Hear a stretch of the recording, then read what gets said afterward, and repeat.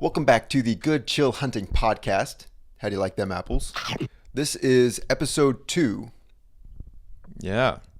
And we were just discussing before we started rolling that episode 2 is like new ground for you, Riley, because, well, both of you have, you guys have a history with podcasts, but not too many of them or barely any of them have seen it past episode 1. So how are you feeling right now?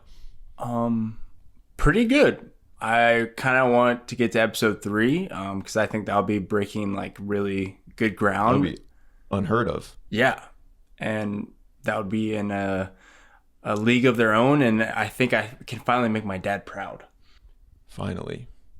How long has it been since you last made him proud? Have you ever made your dad proud? I brought him Burger King breakfast one time because he really likes Burger King breakfast, and I think I got a smile out of him. Okay. I hope we can get back to that high. Yeah. I don't know if we can. It's a very high. I've never had Burger King breakfast. I wonder if he was just happy to see the breakfast. He didn't really care how it got to him. So I'm just saying, like, maybe you were just a vessel, like a vehicle. You think so? I don't know. I'm just saying it's better to just err on the side of caution for those sort of things. There's a lot riding on this. Well, we better make a good episode then. We better just make another one. I'm ready to. But with that, what have we been watching? What have you been watching, Noah? I have watched 3 movies since our last episode. The first one was Indiana Jones and the Temple of Doom. That was my first time ever watching it, and I thought it was okay. I didn't like it as much as Raiders of the Lost Ark. Willie Scott is an entirely useless character, basically, like, across the board. She literally does one thing the entire movie that, like, helps. She's there for eye candy, I guess. Me and Riley were talking behind the scenes, and it sounds like that actress is Steven Spielberg's wife, and that's the only reason that she landed that role. Kate Capshaw, she is Steven Spielberg's wife, and yeah, she wasn't a bad actress per se, but her character literally did not do anything, and she just screamed the whole movie. But the adventure itself was it was good. It was all right. I like Short Round.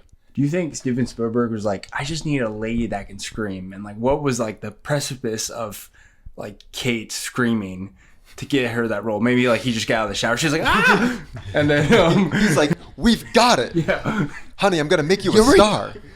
Yeah, something like that. And then after that, we watched, Josiah and I watched 3:10 to Yuma, the James Mangold version, which I liked.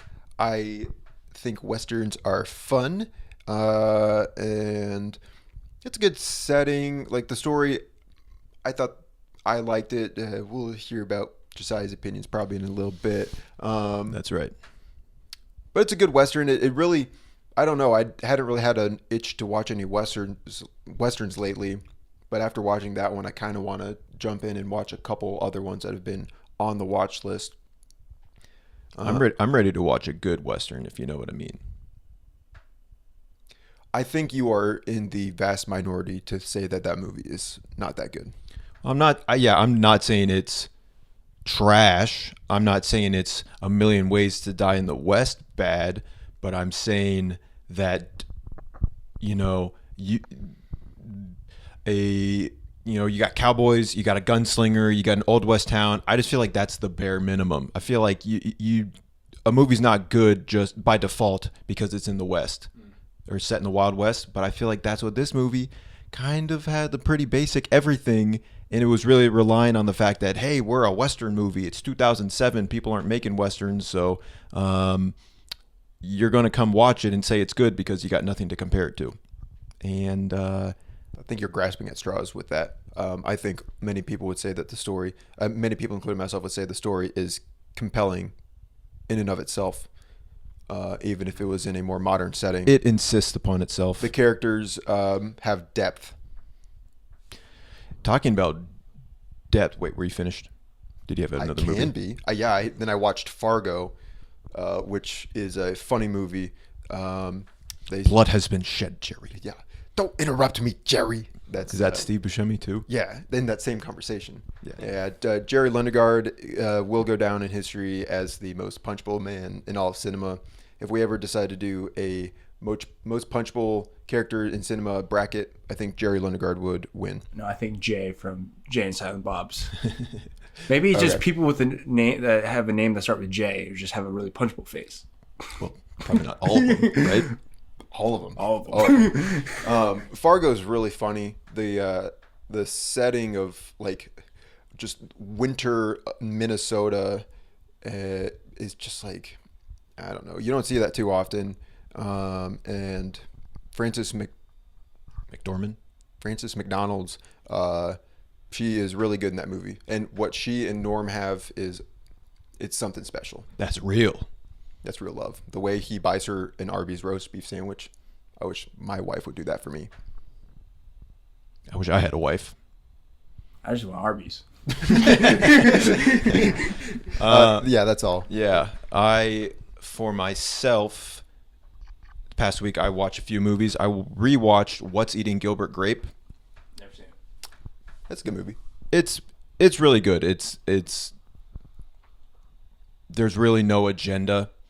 It's just following the life of Johnny Depp before he was Jack Sparrow, and Leonardo DiCaprio was, I don't know, 17 at the time maybe, but he's got kind of operating on another level in that movie. He got an Oscar nomination for his performance, and then, fully warranted. Cuba Gooding Jr. tried to copy that in Radio, and it was not good. And Sean Penn in I Am Sam. And you want to give us the line? I cried my eyes out at Radio, but I thought we were going to go for the Tropic Thunder line there. I forget. Anyway, it's a really it's a great movie. Like it was really easy to watch. It's just like the small town. You cried your eyes out during Radio? Yeah, I was a kid, and I had to go to my brother's room. Me and my brother watched it, and I had to go to. I was like, "Can I sleep with you?" Because I was just bawling my eyes out. Maybe we should all watch Radio. He's such a good actor. That's funny. But yeah, What's Eating Gilbert Grape? It's just like a really easy, just nice movie. I watched it because I was looking for something nice to watch, and it was nice. Would you say that the spoilers? No, don't spoil it. Riley hasn't seen it. Never mind. Spoiler alert: he doesn't drink grape juice the whole time. What? And then I watched 1917 for the first time. That was good. That is like, talk about like a slow burn.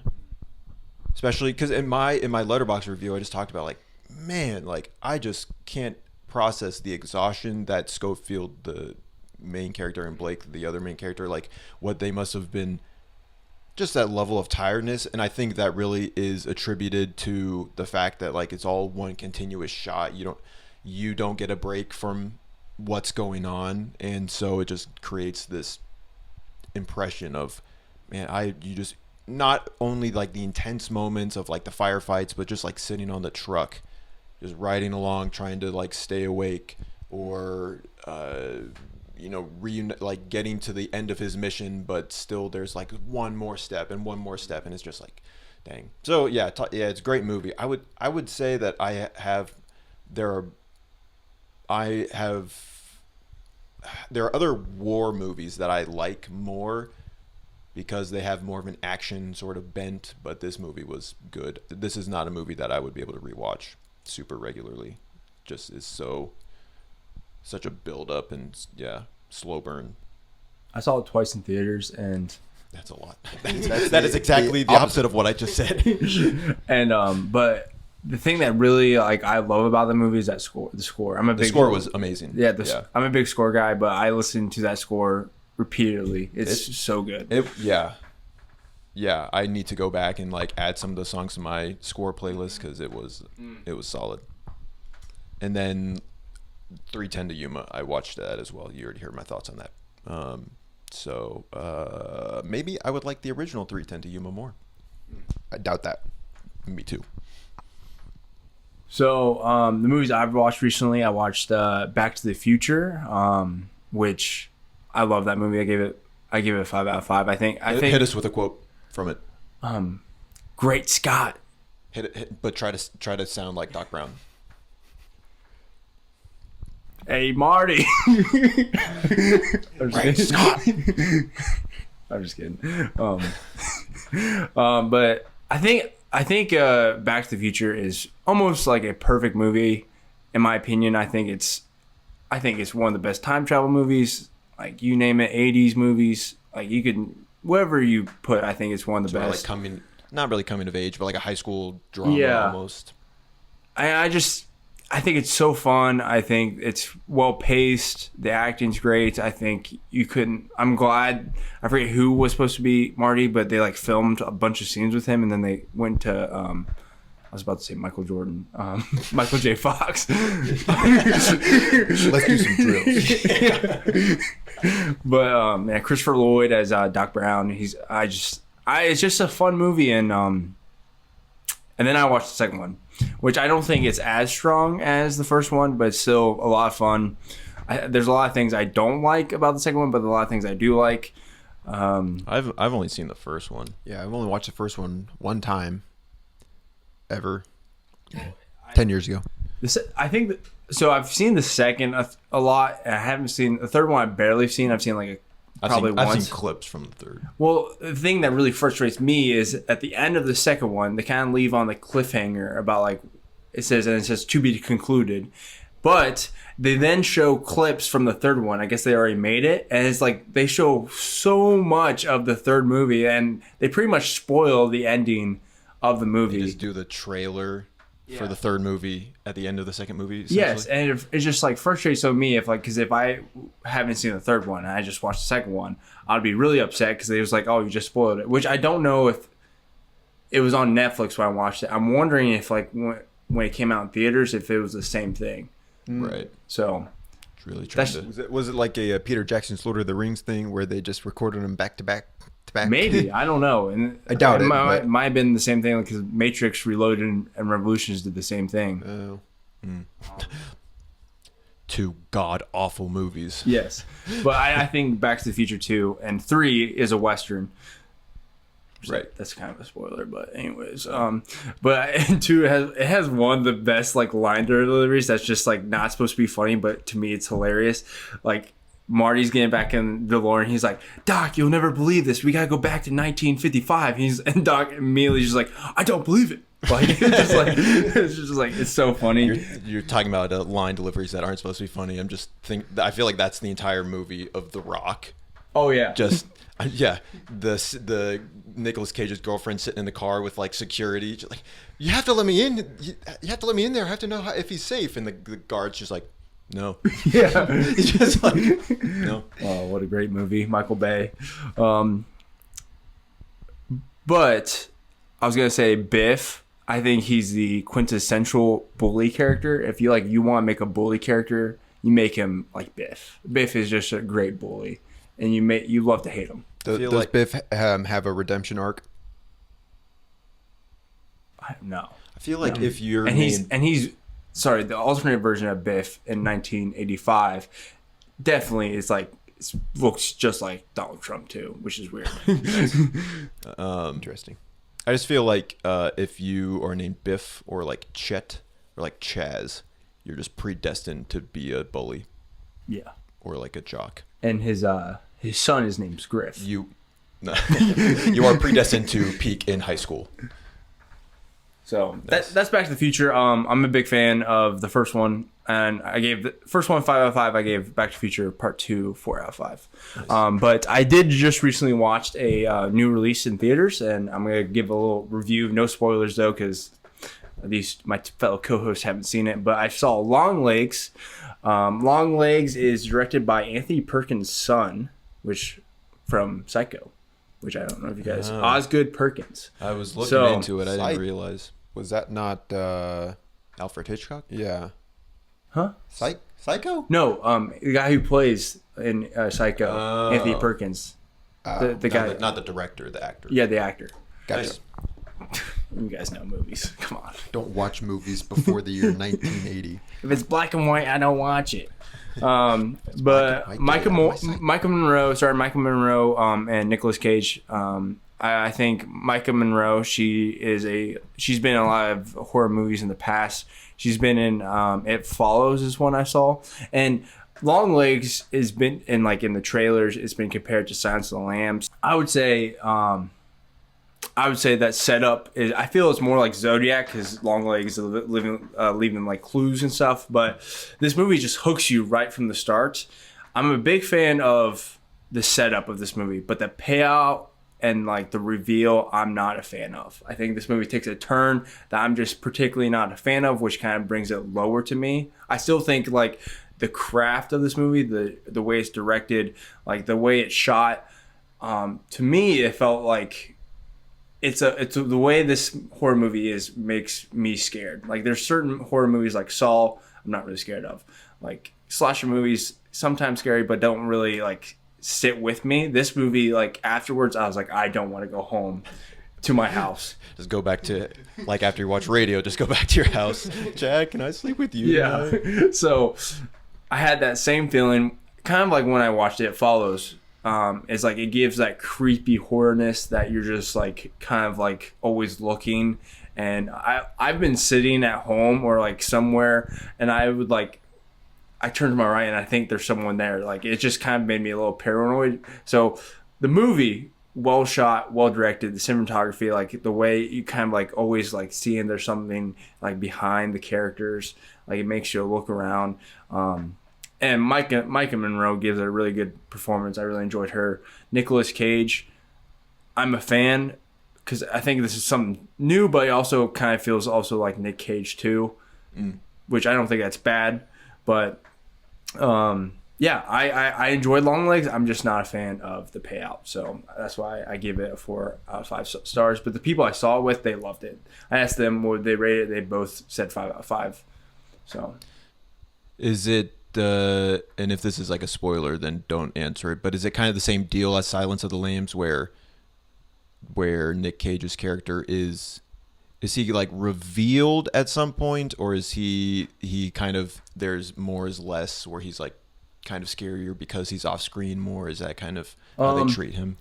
At the start, he is not really. The opening, there's a quick shot, but they don't really reveal a whole lot.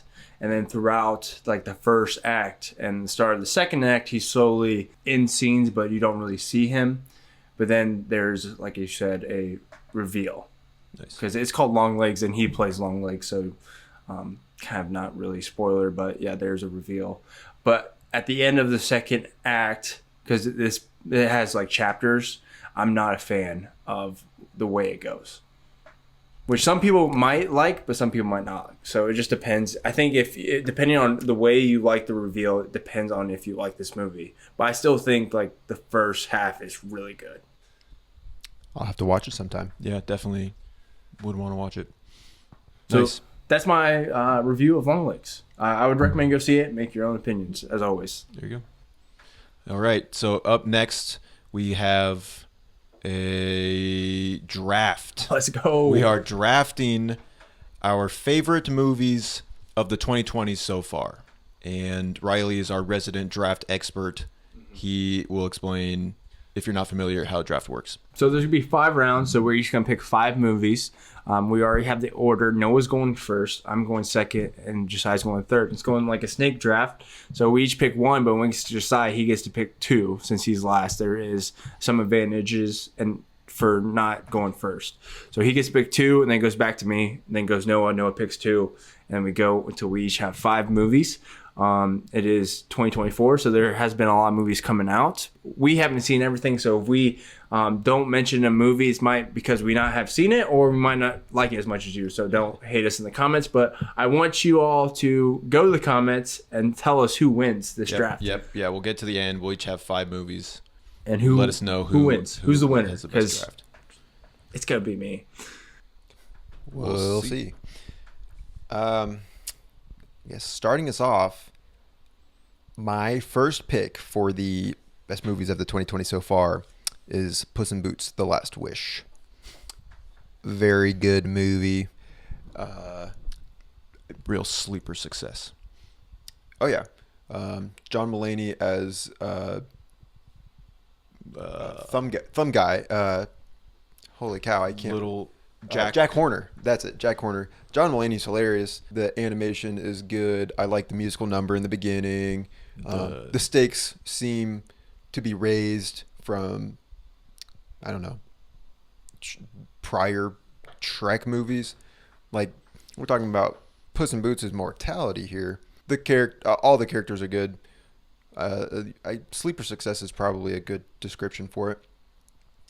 It's a good pick. I mean, it was top of my list. So. I did not think you were going to pick that, and I'm glad my number one pick is still on the board. I could probably predict your number one pick. My top 2 picks are on the board because he didn't pick one. Because he's a rookie. Look at him. Big mistake. Doesn't know how drafts work. I've never done a draft before, okay? You got to think. Riley hasn't seen Puss in Boots because he's not going to pick You got to it. pick movies that but we I would like pick. Puss in Boots. Guys, come on. All right, so what's yours, Riley? My number one pick, also an animated movie, is Spider-Man Across the Spider-Verse. That was okay. That was my number. Hey, Riley, that was my number 2. Oh, wow. I guess I could have predicted, in my head, I did predict that would have been your number one pick, but I didn't. I just wanted to take Puss in Boots, so I didn't. I was losing this draft. Why is that your first pick? I mean, just a continuation of, I think, in my opinion, the best animated movie ever, Into the Spider-Verse. I think Across the Spider-Verse is still, like, it just opens with Gwen playing on the drums, and, like, in that first opening, I'm like, this is gonna be a good movie. Yeah.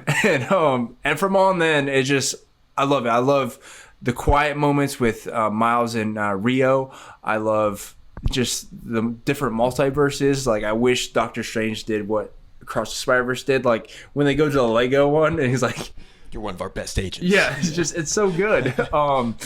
And all just like the Easter eggs, the different Spider-Mans, like it's a love letter to Spider-Man, and Spider-Man is like, him and Batman are 1A, 1B, my favorite superheroes. So it's just a good time in the movies. And Daniel Pemberton should have been nominated for Best Composer at the Oscars, which is because that score is fantastic. Yeah, I mean that was one of my top picks as well. Great movie. So for my first pick, not just top pick for 2024, but best movie of the last decade is Oppenheimer. Oppenheimer is not only one of the best movies, one of the most important movies, one of the most creative movies, best scores, performances that you just get lost in. Every Oscar that it won, it deserved. It, yeah, 3 hours, but like 3 hours of I don't know. It just, everything felt so important. There's no filler, and like I said, the score is iconic. I don't know. The cast is fantastic. Robert Downey Jr. He deserved that Oscar. Yeah. It's fantastic. Josh Peck. He's in that movie. We're about to go nuclear. Nuclear. You're a big fan of Josh Hartnett. I am. Because I'm pretty sure that theory can only take you so far. But This guy. I could be wrong. This is why I like you. Be better at drafting. So Oppenheimer, clear, easy first choice. And so for my second pick, I'm doing this strategically. I'm going with the Batman. Okay. Oh, I bet you. I know what you were thinking. I know what you are going to say next. But I'm going to go with the I should have gone with the other one. The Batman. Some people love to hate it or love to pick it apart. For me, what? Who hates it? Noel Miller. Also, Hat Guy from the Escape Pod. I'm not saying it's a perfect film, but Robert Pattinson can do no wrong besides the Twilight saga. But Robert Pattinson is so charismatic in every role he's in. I like Paul Dano. I think he was a chilling villain. The riddles, chillin', and I like the riddles. Like, call me, Oh yeah. say what you will about like whatever that says about me, but like I just think the riddles were fun and well written in the movie.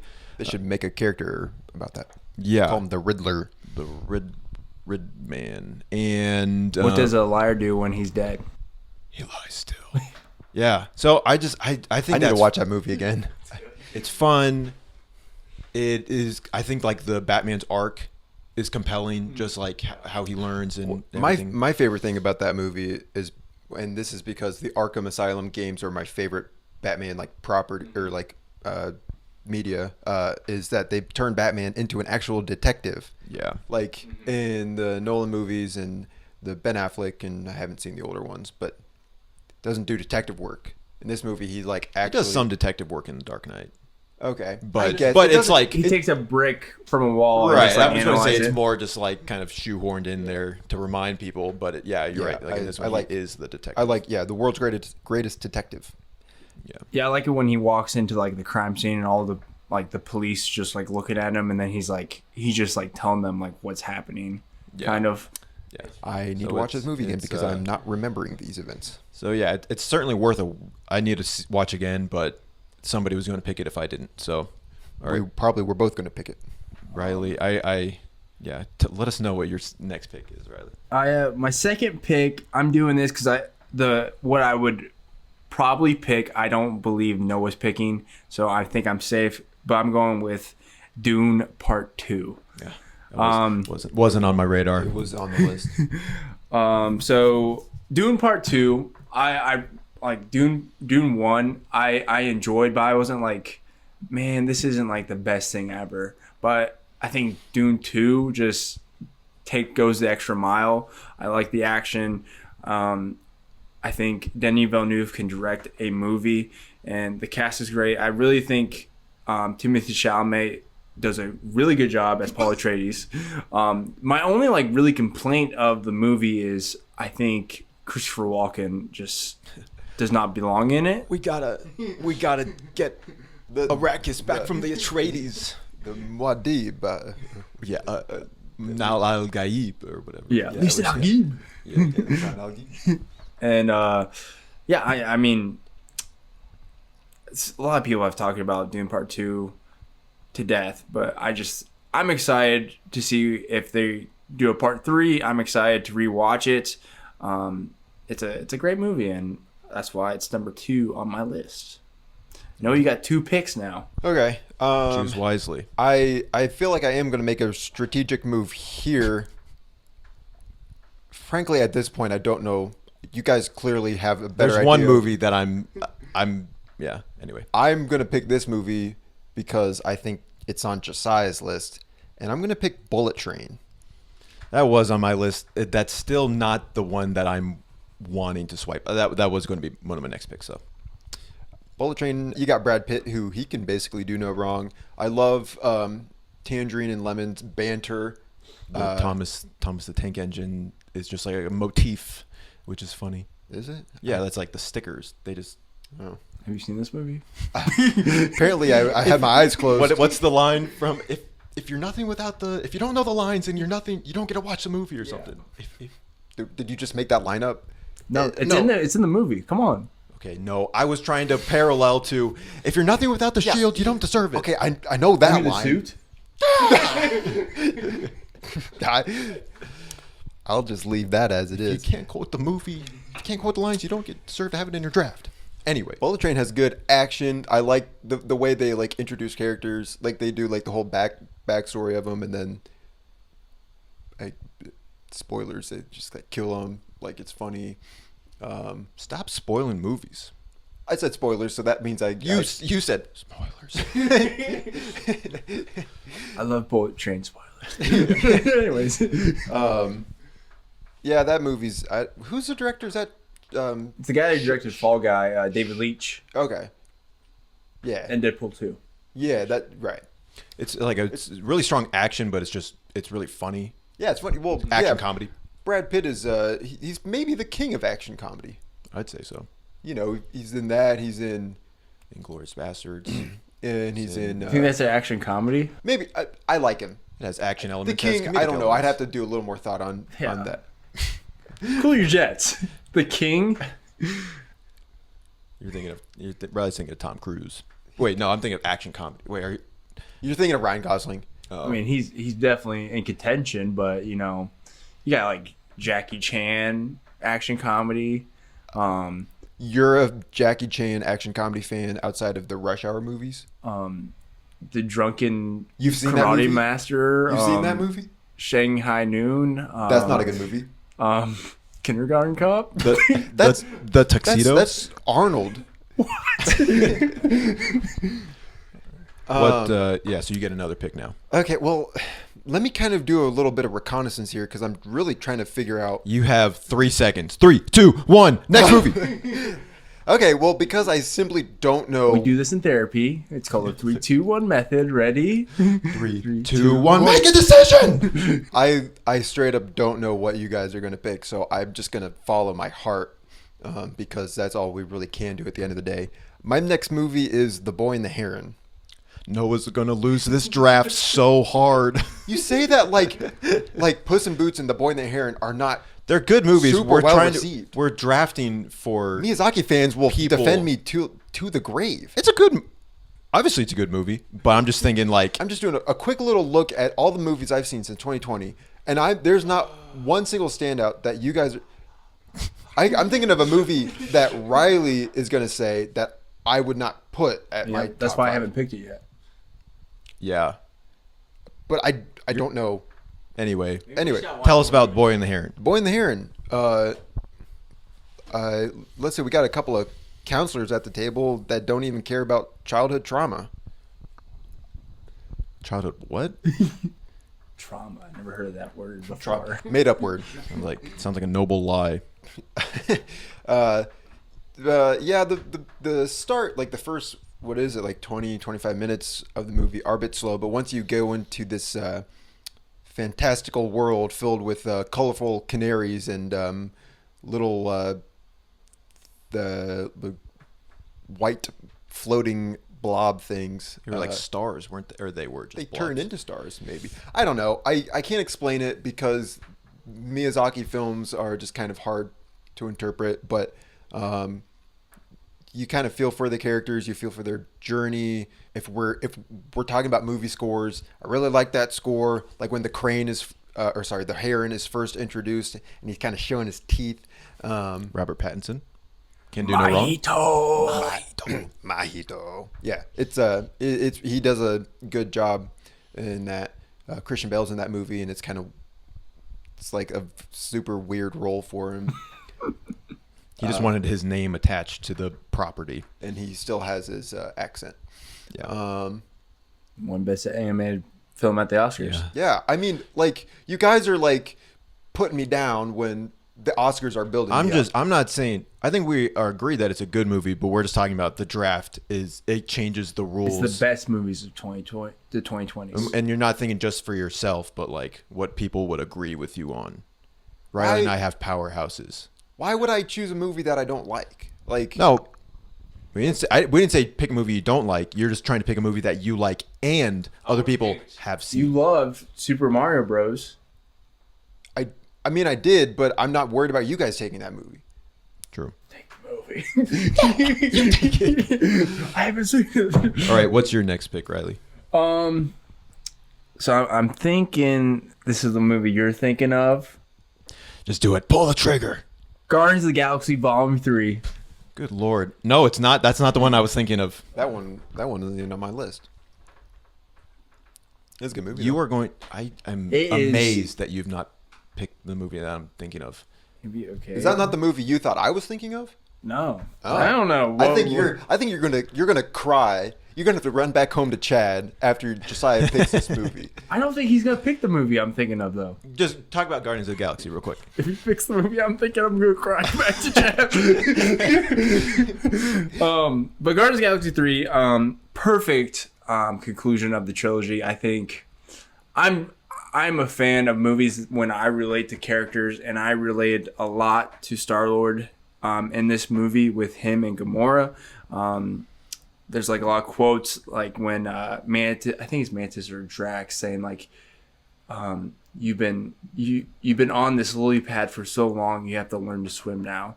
And then like Gamora's like, what do you see in me that you need like to complete you, or something along those lines. And I related a lot to Star-Lord, and it really moved me. And just not to mention like the rocket stuff in the movie. I think the villain's good. The acting's great, and it's made me really excited for James Gunn's DCU. I'm super excited for Superman Legacy now. Yeah, the action was great. The No Sleep Till Brooklyn scene, the hallway fight. That was good. The when Adam Warlock, is that his name? When he's flying in the, was it Cherry Bomb or no, I forget what Barracuda? It's I know the song you're talking about. Anyway, whatever that song was, that was really I like that movie because I've become a big fan of Drax, and I feel like in the second movie he was literally like there for comic relief, and in like Infinity War and Endgame. But in that movie, they actually gave him depth. They put him in a role that it was like perfect for him. I like they did right by him. Okay, Josiah. For my next movie, I pick Top Gun Maverick. I really didn't think you were gonna pick that one. I'm picking it so you can. I don't care if I win. I just want Riley to lose. It was probably my favorite movie of the 2020s. I know. That's why that's a lot of people's favorite movie. So I am amazed that you didn't pick it. Anyway, Top Gun Maverick. It's a great movie. Chad. I have not seen the entirety of the first movie, but I've seen enough of it to know that it's just like a amazing legacy sequel, sort of like spiritual success. I mean, it's the same property, but follow up after 20, 30 years and 40 years. I don't know how long it was, but the story, for me, I was fearful that like I wouldn't feel engaged because the idea of like fighter jets and Navy operations is just like, I don't care. But I just feel like they make it really accessible. They really go character heavy. Tom Cruise, also very charismatic. Riley, are you crying right now? No, I'm not crying. The sound, or like, the soundtrack, Jennifer Connelly's in it. She's a babe. It's really a fun movie. Very like I said, very accessible, but great energy to it. It's a good movie. It's so good. I'm a dummy. No, I take back everything I said about you with drafting because I'm the dummy now. I think I'm really a shoo-in for this dub. Pride before the fall. But let's see. For my fourth pick, man, I feel like we could really go any direction with this last couple picks. But for my fourth pick, I'm doing Everything Everywhere All at Once. Not on my list. I was hoping you go a different way, but yeah, that is another. I mean, that's a movie that it was not the best movie of 2022 for me, but it was. I appreciate the audience reception. Like it got best picture. Best picture, best actor, best supporting actor, best actress, best supporting actress. Ki Kwan was fantastic. Yeah, and so I think the movie itself I really enjoyed, but I think more just I enjoyed the spirit of the movie as like indie filmmaking and really creative shots, jumping around, and some comedy, some drama, some action comedy. Ki Kwan. And and one of the most iconic quotes of 2020 came from that movie. Even I'm not going to remember it now exactly. Even in another universe, I was still like doing laundry and taxes with you or something. It was like along those lines, but so. And though you have broken my heart again, in another universe, I really would have loved to just done laundry and taxes with you. So good. That's so good. So yeah, like I said, great performances, and it's really hard movie to dislike. Like there's just so many colors, so many different like genre defying, and it's a great movie. All right. I'm really just kind of disappointed now. I had a plan going into this draft, and now It's in pieces. it's in pieces. It's Yeah. in shambles. So which way do I go now? 3, 2, 1. No Way Home. Oh, thank goodness. Talk about a movie that wasn't on my radar. Okay, I know at this table, I know a lot of people that's watching love Spider-Man No Way Home, but at this table we have two haters that Hate is a strong word.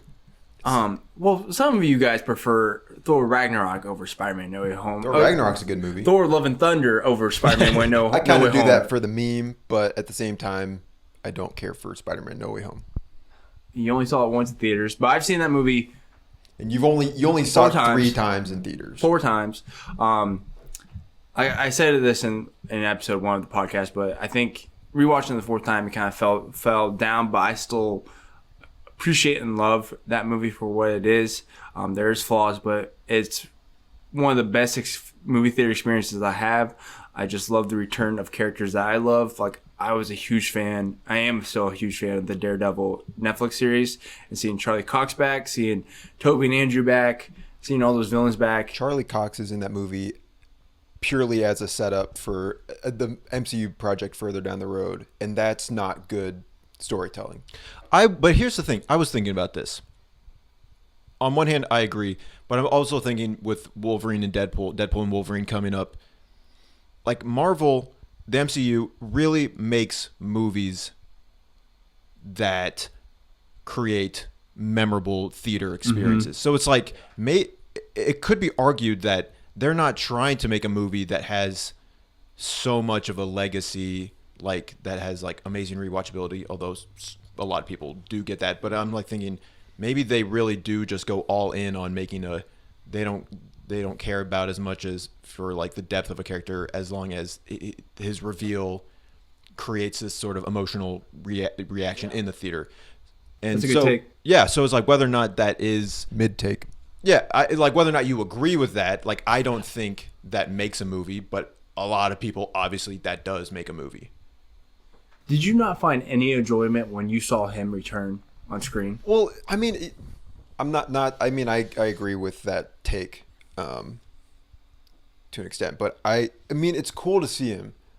But then you walk out of the theater, it's like he was only in it for 2 minutes, maybe, and it got a reaction because of all the stuff that we know, like outside of the MCU. We thought that show was canceled. We thought they were going to recast him or whatever, and now he's back. But it's either Charlie Cox as Daredevil or someone else as Daredevil. I like Charlie Cox as Daredevil. Would you rather have someone else as Daredevil, though? But couldn't they have announced Charlie Cox as Daredevil in like some sort of press release? They didn't have to put that But in. they wanted that surprise. But if Spider-Man needs a lawyer in that movie, She-Hulk. he could have had She-Hulk, but it makes sense that it's also Matt Murdock. I agree, but the only reason they put Matt Murdock in that movie was to reveal that Charlie Cox was back, in my opinion. I mean, And that's cool that he's back. but it makes sense at the end of. But that wouldn't- we're gonna go on this tangent, but it makes sense at the end of Far From Home that Quentin Beck, he frames Peter Parker for all the things that are happening, and then he reveals who Peter Parker is to the public. So there's gonna be fallout of all that. You don't think Spider-Man's gonna need a lawyer? I agree. He needs a lawyer. I think I don't think that's the subject of the debate here. I think having It's a good movie. I like it. legal representation? Yeah. That's my fourth pick. Due process? No, what's your last 2 picks? Okay. So if we're trying to be strategic here, I guess I have to go ahead and once again we're kind of getting to the bottom of not the bottom of the barrel, but I'm gonna pick Barbie. Yeah. That's a good. I mean, that's a fair. I'm not a avid Barbie defender, but I did like the movie. I think Ryan Gosling is really funny. Margot Robbie is she's pretty standout in that. We were on a worldwide pink paint shortage for a little bit there. So thanks, Greta Gerwig. What are you gonna do? Relaunch the Narnia series? Good luck. Yeah, no, it's a good movie. I definitely can see myself going back to watch it again. As far as like established properties, like Disney, not Disney, like little doll princesses, like Hasbro. Is that Hasbro? no, it's not Hasbro. It's Mattel. Mattel. Yeah, like nobody thought a Barbie movie would be like this, where it's like they have personalities and like desires and wishes and struggles and so yeah, it was good. Gets a little like heavy-handed towards the end, maybe, but I'm not the one who that's directed towards specifically. Probably not. But it's patriarchy. Yeah, exactly. Yeah. I was against it when I found out it wasn't about horses. Or is that the Oh, wrong line? Yeah. It's Ken. Ryan Gosling. Like, once I found out that they didn't ride horses all the time, I kind of didn't care anymore or something. Yeah. It's a funny movie. I like it when Barbie and Ken get to the real world, and I don't know, there's just the delivery of when like Ken's like walking away and he's like still staring at her or whatever, and Margot Robbie's just like, Ken, what? Or, like, I don't know, that interaction is When she goes, she's like faking like, can we go on a date? And then he's just like, give me a moment, and he just walks back, and he's like, sublime. Yeah, sublime. yeah, it's a funny movie. Yeah. What's your pick. last and final pick? I gotta go for, Try to do a pick that really comes from the heart. This last pick is that's what I'm going to do for my last pick. That's baloney. I loaded my draft so that I allowed myself to have more of a personal. That's pick for the smart. last one. That's actually smart. What movie would come from Josiah's heart? The thing is, I have a few. The thing is, he has no heart. Okay, well, I'm not going to throw it because I've been crapped on this entire draft for going for what I want. But I don't know. This actually might be on Josiah's list. We'll just go with Teenage Mutant Ninja Turtles: Mutant Mayhem. Not on my list.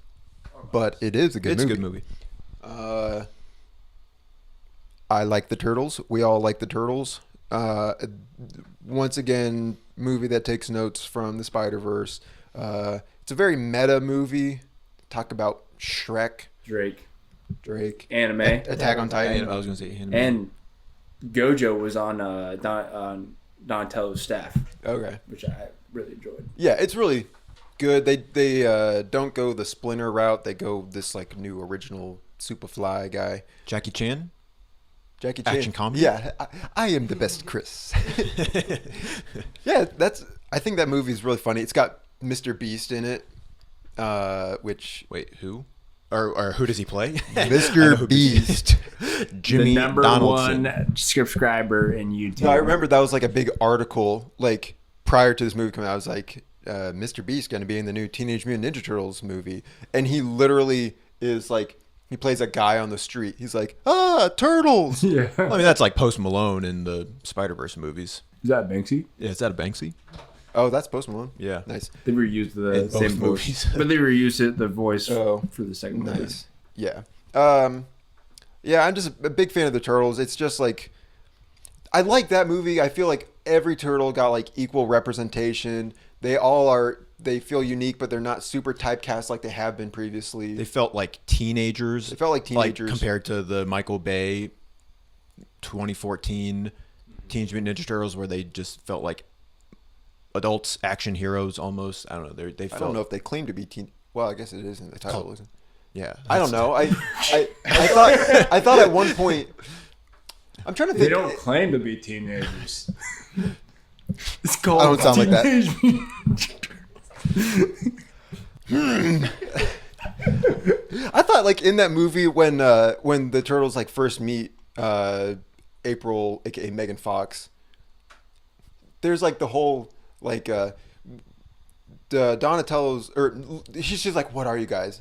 And Leonardo's like, "We're ninjas." And then Raphael's like, "No, we're mutants." And then Donatello's like, actually, we're turtles. And then I guess Michelangelo must at that point say that they're teenagers. I don't remember that line. That's kind of fun. Yeah, I guess it is kind of fun. I guess that movie is kind of fun. Bad take. Okay. That's my draft. Right, Thanks for letting me win in the comments. Well, all right, Riley, what's your last pick? I can go with this many ways, but I want to pick a movie that that kind of I think is an underrated movie of the 2020s, and I want to give it its fruits. That's what it's saying. What's it saying? It's fruit. It's Fruit. Here, have an apple. No. It's representation. I don't know. It's Limelight. That's a fruit. You all know what I'm talking about, but I'm gonna go with a romantic comedy. Am I taking yours? don't do it. Palm Springs. That was literally my number 5. Dang it. I mean, I got a few others, but So Palm Springs is a romantic comedy kind of in a Groundhog's Day fashion where the main character keeps reliving his day over and over again. Great cast. The mom from How I Met Your Mother, spoilers, plays the co-star. everybody but me spoils movies and TV shows in this podcast. I'm the only one with respect for the craft. Do you think you're better than us? I'm a big fan of Andy Samberg. I really enjoyed this movie. I thought it felt fresh and made me want to put myself back out there and just I want to find love because love seems fun, and that's what I think the movie paints a good picture of. I feel like Andy Samberg and Kristen Maloney. Yeah. Andy Samberg, at least, he just is so fun to watch. It's just falling in love, but it's not this super romantic, super I don't know, passionate love. It's more just finding somebody that you just want to spend your life with and hang out with and be together in that sense. So I agree. It's a great movie. And it has J.K. Simmons in. Everyone loves J.K. Simmons. Everyone likes J.K. Simmons. So it's a really good movie. So that's my 5th pick, Palm Springs. All right. That was going to be my 5th pick. So let's. I thought your 5th pick was going to come from the heart. I gave that movie 5 stars. Interesting. It's a great movie. But so I'm going to go with a different movie that I don't think it got the best critical, or I don't think it was so much on people's radar. It was a fun movie, but I'm going to go with Chippendale Rescue Rangers. That was on my list. That, again, talked about John Mulaney at the start of the list, and we'll talk about him now. And Andy Samberg, talked about him. But talk about a dynamic duo. I think that movie is a lot of fun, but I love what it does with animation. It uses different animation styles, but it's meta on the just how animation has evolved, and it's a mystery, and it's got J.K. Simmons. Yeah. He's I haven't seen it, so. Oh, you haven't? Is he the one character from? He's the police chief. I'm pretty sure. Oh man, I don't know. I've only seen that movie. I was about to spoil it, but I don't do that. But it's it was really funny. And Tim Robinson's in it. He's Ugly Sonic. Yeah, that's so. And have you not seen those memes at all? No. I haven't. Now I just piqued your interest. It's just such a fun movie. I think it did what Space Jam: A New Legacy was trying to do at the time. That is not a good movie. Yeah, that's what it does animation, but it's not just because it has a lot of characters from a lot of different franchises, but it doesn't do it in a ham-fisted way. It does it in characters come and go, and it's just really flows with the story. It's not forced. So it's a fun movie. It's funny and easy to watch. Post Malone does the credits song. Chippendale Rescue Rangers, and it's pretty catchy. There you go. All right, so let's recap our 5 picks. All right, Noah. Okay, so my 5 in order, it was Puss in Boots, The Last Wish, Bullet Train, The Boy and the Heron, Barbie, and Teenage Mutant Ninja Turtles: Mutant Mayhem. I picked Across the Spider-Verse, Dune Part 2, Guardians of the Galaxy Volume 3, Spider-Man No Way Home, and Palm Springs. And my draft was Oppenheimer, The Batman, Top Gun Maverick, Everything Everywhere All at Once, and Chip and Dale Rescue Rangers. If I had a time machine, I'd go back and pick the Batman first. Yeah.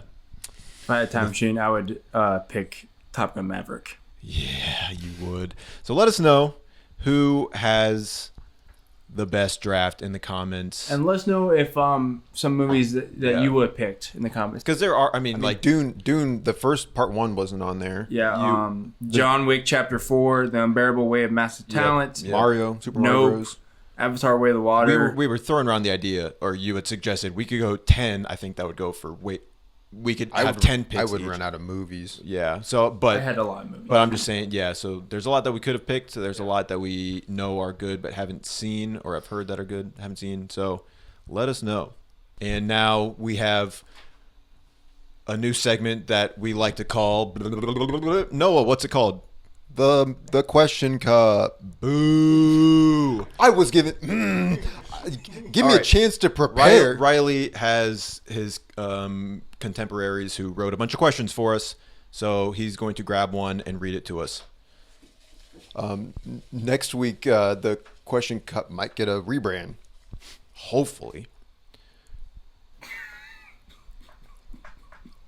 What is the There's question? no way. I pulled this randomly. It's what's been the best movie of the 2020s so far. Wow. Okay. Great minds. Next question. This question comes. I guess. Wait. Well, what would we all mutually agree? I guess. Oppenheimer. Okay. We're talking like personal favorites here. I like Oppenheimer. I would say Oppenheimer or like Across the Spider-Verse. Yeah, those are my two. I would say probably Or Top Gun Maverick. Those are the three. I think if we all three had to agree, it would probably be Across the Spider-Verse. if we had to come to a decision, I would say that, but I would say personally Oppenheimer. And I can be swayed to say Oppenheimer over Across. I I think Into is better. I could agree with that. All right, pick another one. This one fell, so. This person asked, what actor gives you the ick? Timothy Chalamet. Jacob Elordi. Who? Yeah, that's a good one. Jacob Elordi. He's from Euphoria. He played Elvis in a movie. I just really do not like him. He was Austin in, Butler. Saltburn. Yeah. I guess speaking of Saltburn, I feel like Barry Keoghan? he's kind of. I mean, I don't know if I buy into the term ick, but he's kind of a weird. Seems like a weird guy. Yeah. One more. You want to pick a question? I would love to.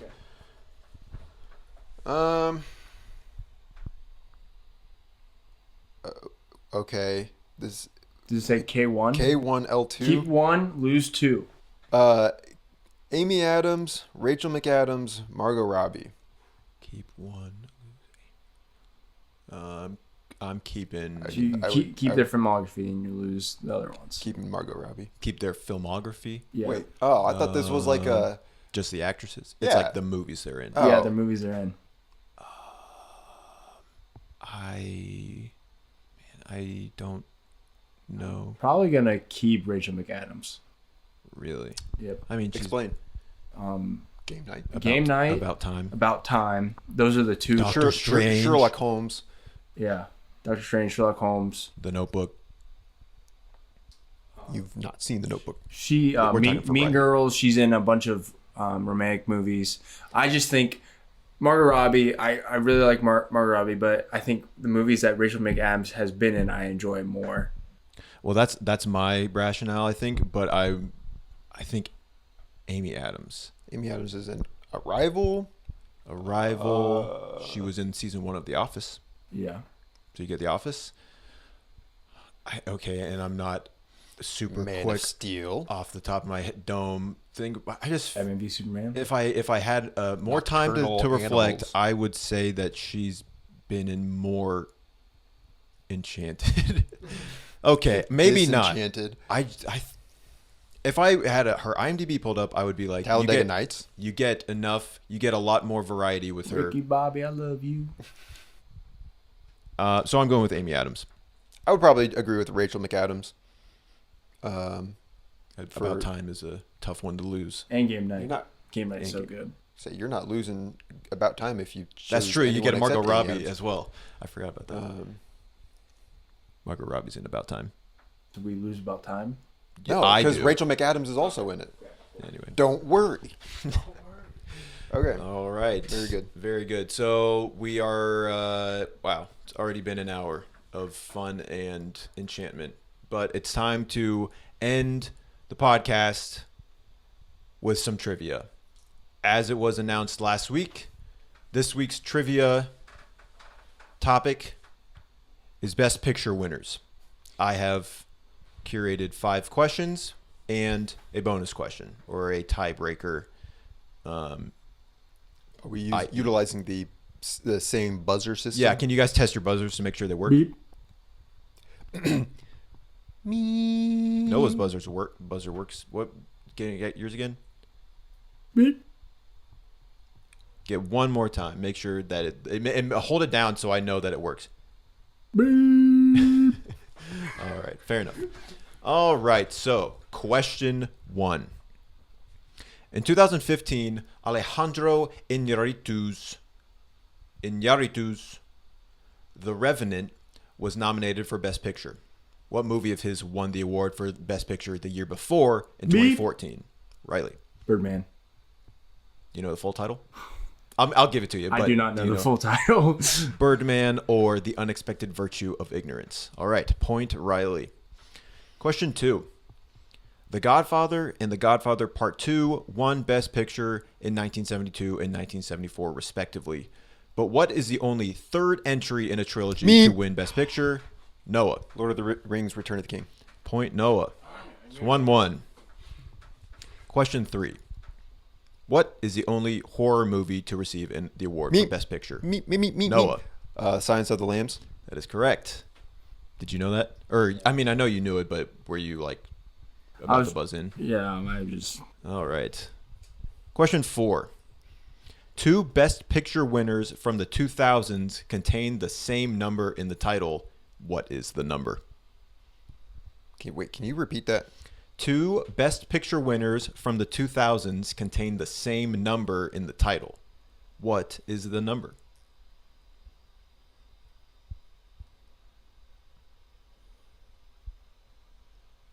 I really got it with this one. In the 2000s? I will read it one more time. 2 Best Picture winners from the 2000s, 2000 to 2009, contain the same number in the title, in their movie title. What is that number? I don't know. 5, 4, 3. Million. Slumdog Millionaire and $1 Million Baby. All right, you didn't buzz in, but I will give it to you. $1 Million Baby got Best Picture? Yep. Wow. Good job. That's a Thank you. good one. I was thinking of like 2 or 3, and that's why I wasn't coming up with the right answer. Yep. All right. So it's 2v2. Yeah, wow, great. I know. Neck and neck. All right. Question 5.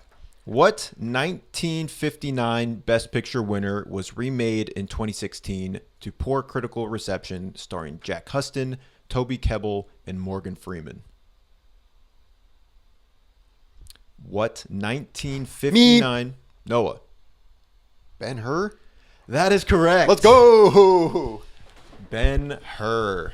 Good job. Was that on your radar at all? No.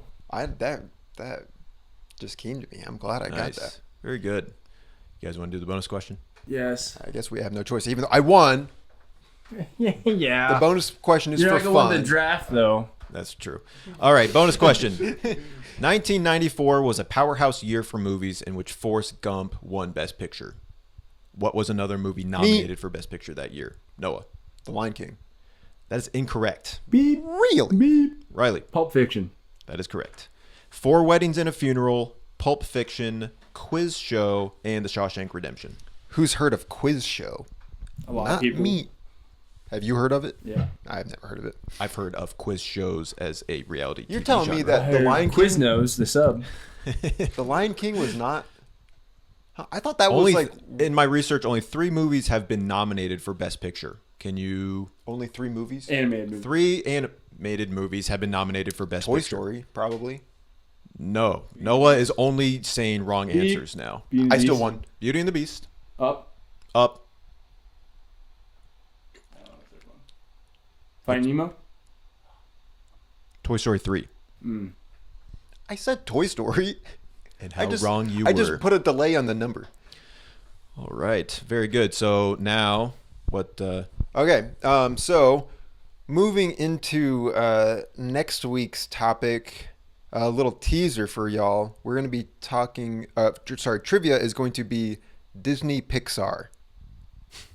Nice. I guess I say Disney Pixar.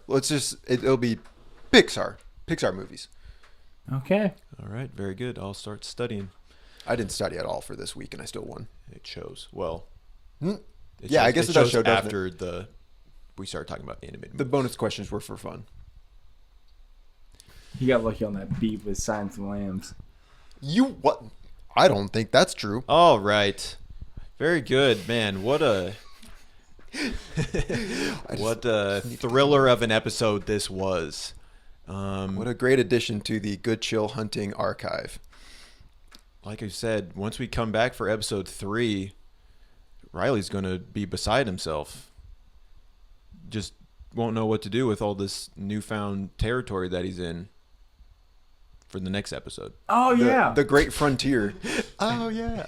All right. But until then, this has been Good Chill Hunting. How do you like them apples?